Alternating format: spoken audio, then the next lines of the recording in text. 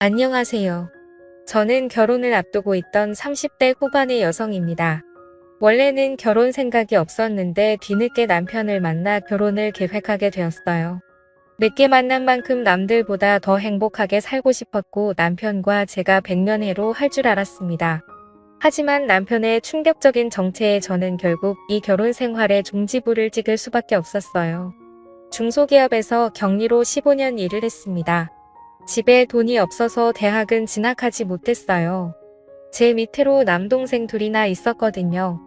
원래는 공부에 워낙 욕심이 있었기에 어떻게든 대학에 가고 싶었지만 힘들어하는 부모님을 보고 있자니 고집을 피울 수가 없었습니다. 그렇게 고등학교를 졸업하고 바로 사회생활에 뛰어들게 되었어요.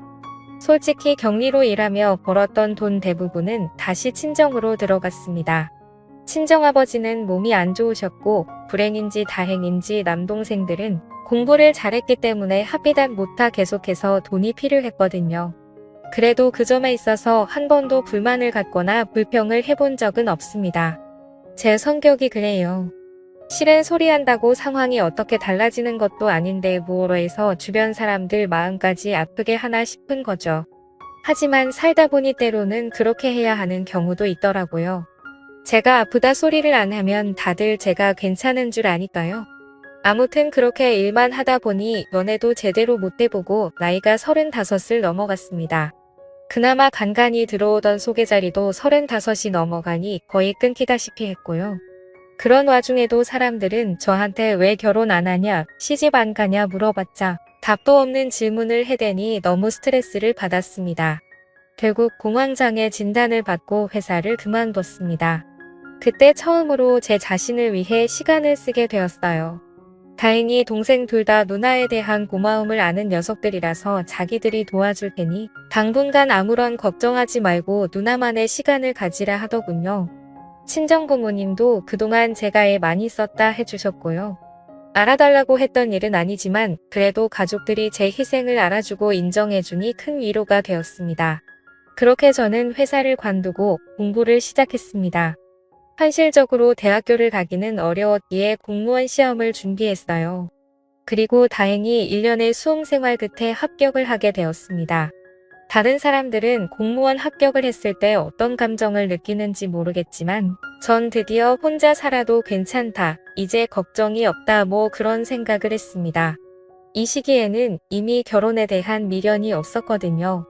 그렇게 공무원 시험에 합격하고 얼마 지나지 않아 지인을 통해 지금의 남편을 소개받았습니다. 저보다 2살 어린 남편은 저처럼 오랜 시간 동안 일만 하느라 연애도 못 해보고 장가도 가지 못했다면서 저에게 적극적으로 다가왔습니다. 호감 가는 외모의 유머러스한 성격 그리고 믿음직한 말투까지 저희씨 금방 남편에게 마음의 문을 열었습니다. 남편과 저는 그해 1월에 알게 되었지만 금방 연인 사이로 발전하였고 그해 9월에 식을 올리자고 약속까지 하게 되었습니다. 남편에 대해서 조금 더 이야기를 해보자면 일단 직장의 경우 중소기업에서 과장으로 근무하고 있다고 했습니다. 대표가 자기 아버지인데 아버지가 사업을 물려받으려면 말단 사업부터 시작해서 하나씩 배워 올라와야 한다고 하셨답니다. 그래서 미국에서 대학원을 나온 뒤 한국으로 들어와 오로지 회사 생활에만 매달렸다고 하더라고요. 그 말을 듣곤 대단한 집념을 가진 사람이구나 싶으면서도 저보다 더 좋은 혼사 자리가 있었을 텐데 왜 만나지 않았나 싶었습니다. 제 말을 들은 남편은 자기는 그런 정략적인 결혼은 싫더랍니다. 자기의 조건과 상관없이 자기를 사랑해줄 여자를 찾았다면서 그게 바로 저라는 거예요. 제 기분 좋으라고 한 말인가 싶기도 했지만 계속 뭔가 꿍꿍이가 있다고 의심하는 것도 웃기잖아요. 어리석고 순진하게도 그 말을 믿었습니다. 하지만 만나면 만날수록 남편의 말에는 묘하게 맞지 않는 부분들이 있었습니다. 저 역시 직장 생활을 오래 했기 때문에 사내 문화라던가 업무 처리 방식 등에 대해서는 익숙한 편이잖아요. 그런데 남편은 주인과 대리 중 무엇이 먼저인지도 헷갈려 하길 여러 차례였어요. 직장인으로서 호칭직함은 기본 중에 기본인데 말이지요. 자기 말로는 과장 자리에 너무 오랫동안 있어서 그렇다고 하는데 말단부터 시작했다는 사람이 과장 자리에 오래 있었다는 것도 뭔가 납득이 안 되었고요. 회사 내 용어에 대해서도 모르는 것 투성이었어요. 처음에는 단순히 실수였겠지라고 생각했지만 그런 일이 짧은 기간 동안 몇 번이고 반복되니 저로서는 정말 직장 생활을 하는 게 맞나 싶었고 결국 남편에게 당신이 일하는 회사에 가보고 싶다고 물어보게 되었습니다. 남편은 갑작스러운 제 제안에 좀 놀란 눈치였지만 그러자고 하더군요. 간 김에 자기 아버지한테 인사도 드리자면서요. 며칠 뒤 남편 회사에 찾아갔습니다. 도착하면 전화하라더니 전화를 아무리 해도 받지를 않더라고요. 결국 직원으로 보이는 사람에게 남편 이름을 말하며 여기서 일한다고 들었는데 오늘 안 나왔냐고 물었어요. 그러자 여기서 일하는 건 맞지만 출근 여부는 말해줄 수 없다며 직접 연락해보라고 하더라고요. 연락은 닿지 않지 아무도 말은 안 해주지 속상했지만 말해줄 수 없다는 직원의 말도 일리가 있었기 때문에 집으로 돌아가 남편으로부터 연락이 올 때까지 기다렸습니다. 그리고 늦은 밤이 되어서야 연락이 왔어요. 교통사고가 나는 바람에 병원에 있었다고 하더라고요. 너무 놀란 제가 당장이라도 찾아가겠다고 했지만 걱정시키고 싶지 않다면서 며칠 뒤에 만나자고 하더라고요. 아픈 사람한테 제 고집을 밀어붙일 수는 없는 노릇이었으니 기다릴 수밖에 없었습니다. 그리고 적어도 남편이 그 회사에서 근무를 한다는 사실은 확인이 되었으니 그것만으로도 다행이다 싶었지요. 조금씩 남편에 대한 믿음이 다시 회복되어 가고 있었습니다. 둘이 9월에 결혼하자고 약속은 한 상태였기에 6월에 양가 어른을 모시고 상견례를 진행했어요. 원래는 좀 더 일찍 하려고 했었는데 시부모님께서 여행을 다녀오신다고 하여 좀 늦어지게 되었지요. 여행 중 제가 생각나서 잤다며 시어머니께서 귀걸이 한 쌍을 주셨습니다. 그 정도로 다정한 분이셨어요. 시아버지 또한 저에게 혼수며 예단이며 바라는 것은 없으니 몸만 오면 된다고 말씀해 주셨고요. 저희 부모님은 딸이 결혼도 못하고 평생 혼자 살까봐 걱정이 크셨는데 뒤늦게나마 좋은 집에 시집가게 되었다고 무척 기뻐하셨습니다. 저 또한 기다린 자에게 복이 있다더니 내 인생이 그런 건가 싶었고요. 상견례까지 무사히 마치고 나니 정말 제가 결혼한다는 사실이 현실로 느껴졌습니다. 백마탄 왕자를 기다리며 세월을 보낸 것은 아니었지만 저에겐 남편이 말 그대로 백마탄 왕자나 다름없었지요. 저희는 7월에 가까운 가족들을 모시고 약혼을 하기로 했고 9월에 정식으로 식을 올리기로 했습니다. 부끄러운 말이지만 늦은 나이도 불구하고 남편은 아이를 무척 갖고 싶어 했어요. 저는 제 나이 때문에 마음을 접은 상태였고요. 하지만 계속해서 남편이 조금이라도 희망이 있을 때 같이 노력해주면 안 되겠냐고 물어왔고 차마 외면할 수가 없었습니다. 저도 애시당초 아이가 싫어서라기보다는 제 나이 때문에 조심스러웠던 거니까요. 그러다 상견례까지 마치고 청첩장까지 찍어낸 이후로는 남편의 말에 따르기로 결정을 내렸습니다. 결혼을 계획 중이었으니 허락하지 않을 이유가 없다고 생각했어요. 그만큼 저는 우리 둘의 미래에 대해 확신이 있었습니다. 그리고 바로 저희 약혼식 날 결혼식을 2달 정도 앞두었던 시점 저는 남편에게 제 모든 것을 주었습니다. 지금 돌이켜보면 너무나 어리석은 선택이었기에 후회스러울 뿐이에요. 저희 가족과 시부모님 그리고 각자의 가장 친한 친구까지 총 10명 정도의 사람이 모여 심플하게 약혼식을 치렀습니다. 남동생 둘은 요즘 세상에 약혼식까지 하는 집이 어디 있냐며 특이하다고 했어요. 저도 처음 약혼식 이야기가 나왔을 때 과하다는 생각을 잠시 하긴 했었기 때문에 동생들 의견에 어느 정도 동의를 했지요. 하지만 예비 시부모님께서 약혼식을 한다는 건 그만큼 이 결혼에 서로 진지한 마음이라는 걸 보여주는 절차라며 절대 생략할 수 없다 하셨거든요. 그리고 곧이어 신혼집도 사줄 거라며 대신 하루빨리 혼인신고를 했으면 좋겠다고 하셨습니다. 지금 생각해보면 예비 시부모님이 그렇게 서두는 데는 다 이유가 있었을 것이니 의심을 해볼 법도 했었는데 그때는 뭐에 콩깍지가 씌었는지 그저 저희 둘의 행복을 바라셔서 적극적으로 도와주시는 거라고만 믿었습니다. 혼인신고만 하면 집도 저희 둘 공동명의로 사줄 거라며 재촉을 하셨고 그렇게 저희는 결혼식을 한 달 정도 앞두고 혼인신고까지 하게 되었어요. 약속대로 예비 시부모님께서는 서울에 있는 아파트를 마련해 주셨습니다. 하지만 공동명의로 해주시겠다던 집은 전세였고 말씀하시기를 요즘 회사 사정 때문에 자금이 묶여서 그렇다며 조금만 참으라고 하시더군요. 갑자기 달라진 말씀에 저도 사람인지라 조금 실망스럽기는 했지만 가족이니 그 정도는 이해해야 한다고 생각했어요. 언젠가 남편이 회사를 물려받으면 이 정도의 일은 얼마든지 또 있을 수 있는 거라는 생각도 들었으니까요. 그리고 얼마 지나지 않아 남편이 집에 아이를 한 명 데리고 왔습니다. 사촌 누나의 아들인데 사촌 누나가 요즘 경제적으로 힘들어서 그렇다며 우리가 한 2달만 데리고 있자고 하더라고요. 아이는 8살이었는데 사촌 누나의 아이라서 그런지 남편과도 무척 닮은 느낌이었어요. 문제는 저도 남편도 출근을 해야 했기 때문에 집에 아이를 봐줄 사람이 없었지요. 남편은 이참에 저에게 일을 그만두는 게 어떻겠냐고 물었어요. 어차피 자기가 회사를 물려받으면 사모님 소리를 나들으면서 살면 되는데 뭐하러 고생을 하냐면서요. 하지만 남들이 어떻게 생각하든 저에겐 지금 제 직업이 처음으로 제가 원해서 선택한 길이었기 때문에 쉽게 놓을 수 없었지요.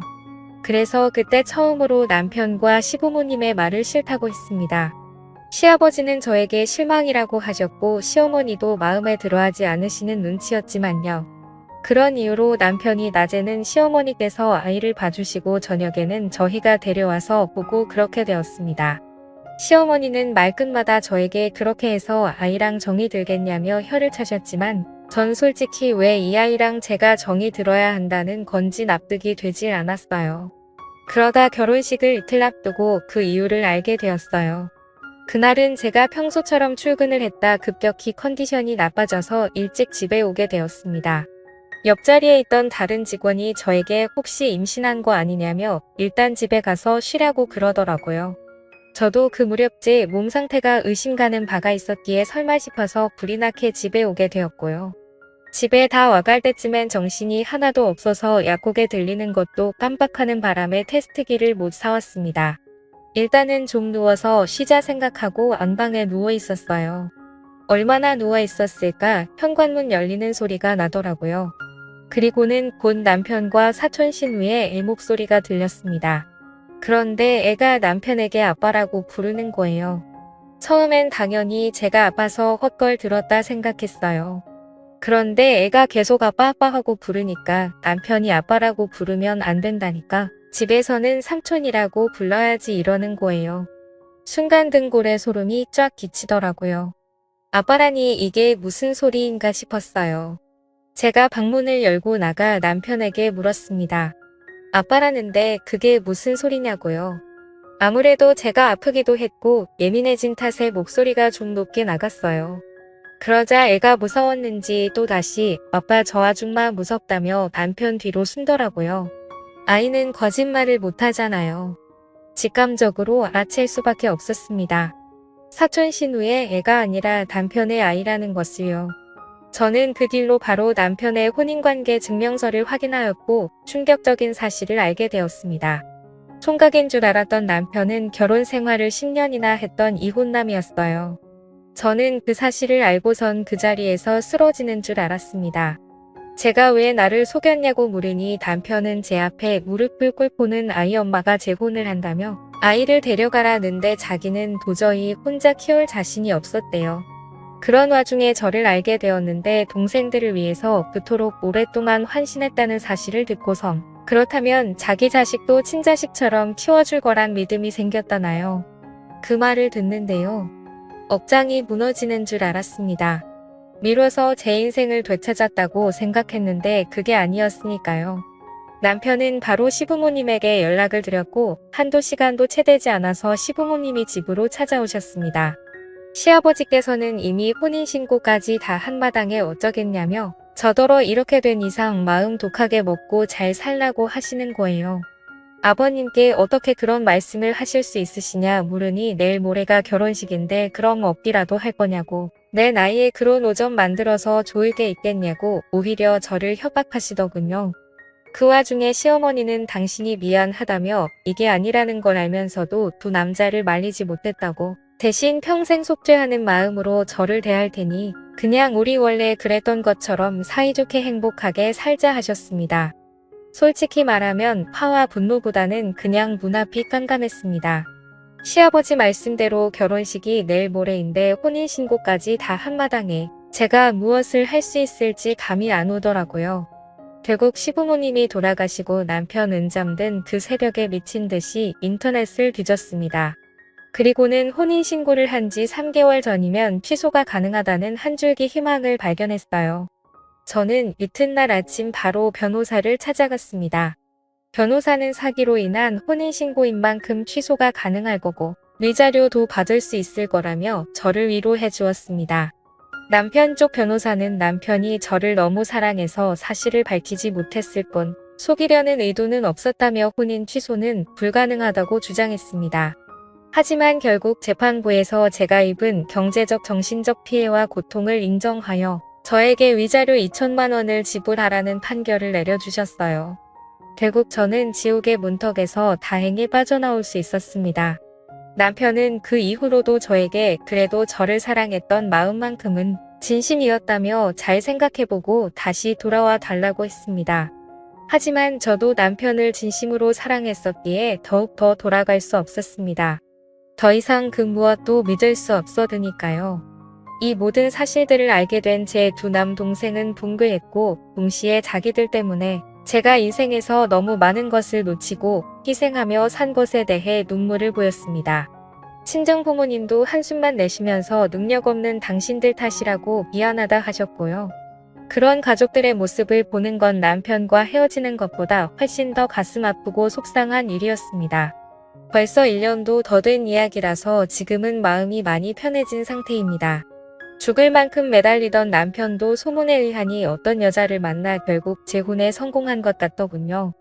그 여자는 남편의 과거를 알고 있는지 모르겠지만 이제 제가 나설 자리도 아니고 조금도 엮이고 싶지도 않네요. 저는 남편에게 받은 위자료로 대학에 가려고 합니다. 부족한 학비는 동생들이 도와주겠다며 누나가 해보고 싶은 거 더 늦기 전에 실컷 해보라고 응원해 주더라고요.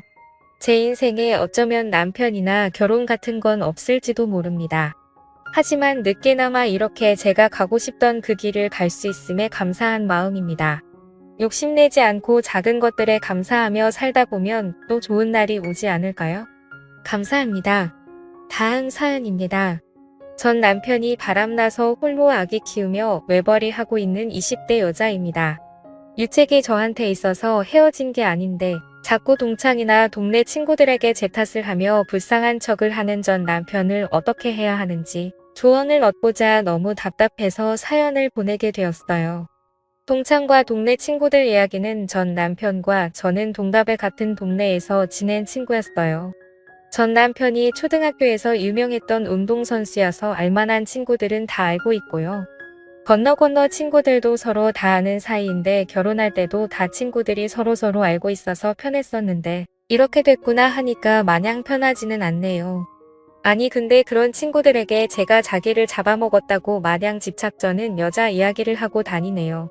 진실은 이혼 판결물도 있고 가까운 지인들은 다 아는 사실인데 헛되리고 다닌다고 말해준 친구도 제가 그런 성격 아닌데 이상하다고 생각했다고 하네요. 제 이야기를 다시 듣고 하는 말이 이래서 양쪽 얘기는 다 들어봐야 된다 뭐 이렇게 얘기를 하더라고요. 설명이 길었고요. 우선 저 이혼하는 과정을 얘기하자면 전 남편과 오래 만난 사이여서 어리지만 결혼하게 되었고요. 결혼할 당시 전 남편 집안 상황이 좋지 않아서 전 남편의 준비를 많이 못했어요. 새아버지가 돌아가시면서 집안이 안 좋아졌다고 했거든요. 그래서 집이든 차든 결혼에 관한 건 저희 집에서 다 했었는데 부모님이 시집갈 때 주시려고 모아둔 돈으로 다 결혼한 거거든요. 그래서 전 남편이 더 잘하려고 노력을 했어요. 저도 결혼할 때 누가 뭘 가져가든지 상관이 없다고 생각했고요. 재밌게 잘 살면 된다고 생각했었거든요. 나중에 가장 잘 꾸려서 조금씩이라도 갚아드리자고 했었고 저희 부모님도 그렇게 생각하셔서 결혼을 허락했거든요. 시댁은 기독교 집안에 부모님이 두 분 다 목사셨는데 시아버지는 돌아가셔서 호르모님은 계셨는데 제가 기독교인이 아니라서 반대를 좀 많이 하셨었어요. 그래도 잘 설득해서 결혼했고 한동안은 잘 살았는데요. 결혼 준비 시기에 애가 생겼는데 그때까지도 저한테나 친정집이나 잘했었어요. 그러다가 애기 낳고 애기 키우며 지내는데 너무 힘들어서 싸우기도 많이 싸웠어요. 그래도 갑자기 가정이 되었고 애기 봐주는 게 고마워서 용돈 쥐어주며 밖에서 놀고 오라고 자유시간 몇 번 줬는데 그게 이렇게 될지는 몰랐네요. 제가 멍청하게 너무 믿었던 거죠. 자유시간 주고 몇 달 안 돼서 결혼했을 때도 없었던 회사 경리가 자꾸 밤마다 전화를 해왔어요. 낮에도 가끔 전화를 했는데 전 남편이 나가서 전화를 받았는데 이 일 전화를 밖에서 받나 싶었거든요. 그러다 출장 갔다 와서 남편이랑 애기랑 자고 있는데 그날따라 기분이 되게 똥밟은 기분이랄까? 새한 나쁜 기분이 들고 이상해서 출장 갔던 차에 가봤는데 불박이나 맵이나 제 차랑 저는 애기랑 집에만 있었고 남편밖에 안 탔었는데요. 펜션이며 모텔이며 바닷가까지 갔다 왔네요. 불박이는 같이 안고 가는 영상까지 픽업하는 영상까지 줄줄이. 진심 사람이 너무 빡치면 눈물도 안 나온다는 말이 이해가 그때는 좀 되더라고요. 제가 바람을 엄청 증오한다는 걸 알고 있는 사람이고 드라마를 같이 보면서 같이 욕도 하고 했었는데 믿으니까 남편을 믿어서 자유시간까지 주면서 배려해줬는데 진짜 혼자서 욕을 미친 듯이 한 것 같아요. 집에서 애기 잘 때 SNS를 많이 봤는데 증거 없이 바람 피냐 남편 잡으면 꼭 아니라고 거짓말만 하는 놈들이 많이 봐서 증거를 모으기 시작했어요. 불법. 맵이 다 찍고 들어와서 핸드폰을 봤더니 사진에 동영상에 녹음까지. 핸드폰은 개인적인 거라서 잘 보지 않기로 해서 한동안 안 봤었는데요. 카톡, 사진, 동영상 이런 거 보니까 손 떨리고 옆에서 뒤척이면서 놀라서 폰 내려놨다가 혼자 쇼하면서 증거 수집은 다 했네요. 카톡과 불박의 그년이랑 애 있는 것도 다 알고 있었고 와이프 있는 것도 알고 있고 애랑 집을 나오면 세상에 지가 키워주고 있다고 어이없는 말을 했고요. 내 차에 애기 사진짝 걸어놓은 게 있었는데 그것도 불박이 다 찍혀 있고 그냥 저를 개무시하고 가지고 놀았어요. 두 연놈이요. 하하하 참 기가 막혀서. 그래서 이참에 차 키도 없애고 새벽에 차도 친정에 갖다 놓고 왔는데 아침에 차를 찾네요. 급하게 출장 가야 하는데 차 어딨냐고. 아빠가 급히 차 써야 해서 빌려줬다고 말했더니 아주 지차인 듯 짜증 엄청 내며 나갔어요. 이때부터 저는 차는 아예 집에 안 가져오고 변호사를 만나러 다녔습니다. 그년과 함께 묶어서 소송 준비했고요. 아기가 어려서 어린이집도 안 다닐 때인데 친정엄마 차도 쓰면서 변호사 사무실에 찾아갔었네요. 친정이는 정작 아무 말도 못하고요. 근데 세상이 되게 좁다는 걸 느낀 게 아는 언니가 먹자 골목에서 전 남편이 다른 여자가 밥을 먹고 있는데 분위기가 좀 이상하다고 남편 집에 있냐고 밥 먹자고 하긴 차 저한테 연락을 했어요. 그러다 꼬치기 물어서 장소를 알게 되었고요. 그래서 바로 친정에 맡기고 그 동네 갔는데 거기 있더라고요. 근데 불방 영상이 좀 짧아서 불안해서 카톡에서 단 걸로 칭하던 모텔 옆에 건물에서 줍치고 기다렸어요. 다 처먹을 때까지. 겨울이에서 겁나 추웠는데요. 웃긴 건 유부남 새끼가 모텔이 단골이라니. 출장 가서 잡다 쳐도 단골이라는 모델은 서울인데 기다리다가 나틱은 내가 염색해준 머리통이 오길래 들어가서 사진 찍었어요. 들어가는 사진을 찍은 거죠. 진짜 심장 엄청 뛰었었는데 그때 남편이라는 새끼 못팬 게 지금도 한우 미쳤어요. 염색해준 머리통 좀 낚아챌걸. 아주 개패듯이 팩이라도 했으면 속이라도 좀 시원했을 텐데 엄청 후회되네요. 그리고 나서 증거는 이제 다 잡았으니까 집에서의 일만 남았었는데 그래도 아기가 있으니까 알아서 눈치껏 잘못한 거 알고 빌면 한 번은 봐줄까도 생각했었던 것 같아요. 그래서 나한테 뭐 할 말 없냐고 물어봤더니 무슨 말이냐고부터 해서 의심을 한다느니 미쳤다느니 내가 할 말 없냐고 물어본 게 왜 이렇게 예민해가지고 의심 얘기를 했을까요? 제발 저린 거죠. 그때부터 집안에 안 들어오기 시작했어요. 제가 알고 있는 여자들의 성향은 모르면서 뭘 물어보지는 않거든요. 다 알고 있으니까 제 딴에는 한 번 봐주려고 물어봤던 건데 이거는 봐주려고 해도 봐줄 수가 없었던 거죠. 그 후로 바로 집 비번 바꾸고 친정 들어갔어요. 집에 왔는지 전화에 카톡에 문 열으라 난리인데 잘못했다는 걸 눈치챈 건지 친정이나 친구들한테는 연락을 안 했더라고요. 그녀한테 갔을지도 모르죠. 갔겠죠 뭐. 한동안 그렇게 친정에서 지내며 있다가 상견례 집 주소 알아내서 집으로 찾아갔어요. 번호는 알고 있었지만 연락은 계속 안 했고 고민하다 찾아가서 기싸대기라도 때릴까 하는 심정으로 찾아갔죠. 저번에 상견례 집을 찾아간다고 했는데 대형 커피 체인점이 바로 앞에 있는 빌라에 살더라고요. 커피숍 앞에 차 세우고 그녀 집에 갔어요.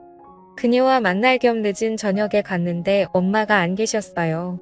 할머니가 계셨는데 차마 할머니에게까지는 말씀드리기가 뭐해서 엄마한테 전화하라고 했는데 이 엄마가 모를 줄 알고 있었는데 저를 알고 있더라고요.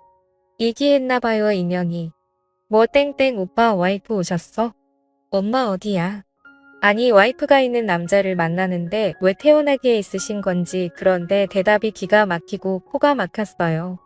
엄마 늦어 기다리든지 다음에 다시 오라 그래 그러더라고요. 아이고 그 엄마의 그 딸 아주 알아봤어요. 제가.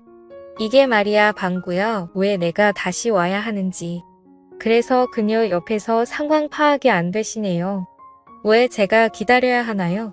집안이 대책이 없네. 나중에도 그런 말 할 수 있나? 두고 볼게요라고 말하고 끊고서 그녀를 제가 데리고 나왔죠. 다행히 할머니는 귀가 어두우신지 못 들으셨어요. 옷 갈아입고 나온다길래 기다렸는데 그놈한테 전화하는 것 같은 느낌이 들어서 폰 바로 부숴버리기 전에 끊고 나오라고 개화는 상관없다고 말하는 잽싸게 나오더라고요. 그러고 나오는데 커피숍 앞에 세워져 있던 제 차 가리키면서 알지? 내가 그 새끼랑 타고 다니는 차잖아. 그랬더니 아무 말 못하네요. 커피숍에 들어가서 앉아서 할 말 없냐고 했더니 죄송해요. 근데 오빠가 너무 좋아요. 못 헤어질 것 같아요. 그러는 거예요. 어이없어서 몇 살이냐고 물어보니까 21살이래요. 아니 간땡이가 부어도 그렇지. 유부남 만났으면 찾아와서 좋게 말할 때 죄송합니다. 헤어질게요. 잘못했습니다. 이거 아니냐? 어디서 똑바로 쳐다보면서 그딴 식으로 말하려 했더니 그때야 고개를 숙이더라고요. 걔가 픽업해준 차, 내 거고 걔가 선물해준 기식에 내 돈으로 산 거야. 없는 놈이 남의 차 타고 돈 있는 척 착한 척하고 다니네. 니네 상황 이미 다 알고 왔는데 내 입으로 불어보라고. 어디서 만났는지 얼마나 만났는지 토시 하나 안 빼고 6화 원칙 맞춰서 똑바로 얘기하라고 했는데 2년도 내가 찾아와서 놀랐는지 순순히 불긴 불었어요. 게임에서 만났고 몇 달 되었는데 처음에는 총각이라고 했대요. 제 남편 놈이 죽일 놈인 거죠. 근데 나중에 유부라고 했는데 만나면 안 되는데 너무 좋아서 다시 만났어요. 죄송해요 이러길래 죄송한 줄은 아냐고. 더럽게 니딴 게 왜 내 애기 이름을 함부로 부르고 다니냐고. 철이 없어도 그렇지 네가 아빠가 안 계셔서 힘들었다고 내 남편 새끼한테 그러지 않았냐. 내 애기가 너랑 같은 꼴 났다 하고 온갖 욕을 해댔는데 울더라고요. 울어서 그런지 슬금슬금 옆 사람들이 쳐다봤어요. 와 이때 진짜 뭐라도 던질까 했는데 변호사 말이 정말 패하고 싶은 심정 알지만 애 엄마가 폭력으로 정가 생기면 애는 어떡하냐고 참으시라고. 만나는 거 비추인데 그래도 만나실 거면 물도 뿌리지 마시라고 법정에서 빌게 만들어 주겠다고 했어요. 너 가지라고 그 새끼 재활용도 안 되는 새끼 아빠랍시고 봐줄 것 같냐. 본데 쓰레기 집에 다신 안 가져간다고 허세만 가득 찬 놈. 너가 먹여 살리라고 하면서 한 번 바람난 놈 2번 못하겠니? 버려지기 뻔하다. 아유 불쌍한 년아. 너도 21살에 산거녀 꼬리 한 번 받아 봐 하고 마지막으로 말하고 나왔네요. 술쟁이 날라갔죠. 시댁이랑 그년 집에. 근데 갔는데 연락 없이 잠잠하더라고요. 두 놈 다 준비할 태생인가 계속 사건 번호 조회해 봤는데 변호사 선임 안 하고 변론도 안 하고 아무것도 안 했어요. 당연히 못하겠죠. 돈도 없는데. 이혼을 했고 양육비 판결도 났는데 이 2년 새끼들이 잠수를 탔어요. 판결문도 있겠다. 잠수 타봤자지 생각으로 다시 소송을 시작했어요. 변호사님한테 빨리 좀 진행하자고 쫄라가지고 그년 집에 먼저 재산 조회, 회사 급여 압류 등기 싸주고 놈 새끼는 직장 때려쳐 회사 조회 안 되어서 우선 대기하고 기다려봤는데 그년한테는 등기는 갔나 봐요. 잠수 탄 년이 등기 받자마자 연락이 왔어요. 돈 구하고 있는데 좀만 기다려 달라고요. 좀 닥치고 내일까지 돈 보내라고 했어요. 그러다 결국 법원에 출퇴하라고 안 오면 벌금에다가 재산 잘못 적어도 징역 산다는 등기 하나 또 까니까 돈을 보내더라고요. 아니 왜 좋게 말할 때는 빠딱빠딱 앉으면서 잘못됐으면 벌을 받아야지 일자료만 다 보내고 이자 안 보내서 이자까지 싹 다 보내야지 출퇴 취소될 거라고 했더니 다이렉트로 이자까지 쐈어요. 그리고 다 받고 한마디 날려줬네요. 남자 하나 잘못 만나서 엄마가 피땀 흘려서 번 돈 홀랑 다 날리니 무슨 기분 드냐고. 똑바로 사려라고. 눈에 띄지 말라고. 우리 동네도 왔었다던데 왔다가 처맞지 말고 나봐도 숨으라고. 한 번은 참았는데 두 번까지는 못 참는다고 얘기를 했어요. 전 남편 놈은 잠수를 타서 아무것도 못하다가 3개월 정도 지났나? 애기랑 잘 살고 있는데 그놈 지인들이 제 번호를 어떻게 알았는지 연락을 해서 저한테 돈을 달래요. 물어보니 여기저기 빌려간 돈 참 많았네요. 그러고 나서 며칠 뒤에 경찰서에서까지 연락이 왔어요. 사기죄예요. 참 가지가지하네요. 사람이 한 번 미치더니 끝이 없이 미치나 봐요. 그 다음부터는 지 명의 폰도 없고 일도 안 해. 내가 암유거라서 통장에 돈 빼려고 하니까 카드나 통장도 남의 명에 빌려서 쓰고 그래서 여지껏 그 자식은 못 찾았어요. 여전히 방황하고 떠돌이 생활 중이겠죠. 남의 명에 빌려 쓰는 거 어떻게 못하나? 내 차 타고 신나게 놀러 다닐 때가 그리워서 후회했으면 좋겠어요. 지 복을 지가 차고 평생 후회할 매서 폐인 생활하겠죠. 서울 위쪽에 살던 놈이고요. 키는 187에 반발하게 생겨서 외모 빨로 나대며 돈 많은 척 허세 쩔고 교회 집안에 작년에 이혼한 놈입니다. 이건 뭐 총각 행세하고 다닐 테니 얼굴 반반하고 말 잘한다고 아가씨들 사기꾼한테 바로 걸려들지 마세요.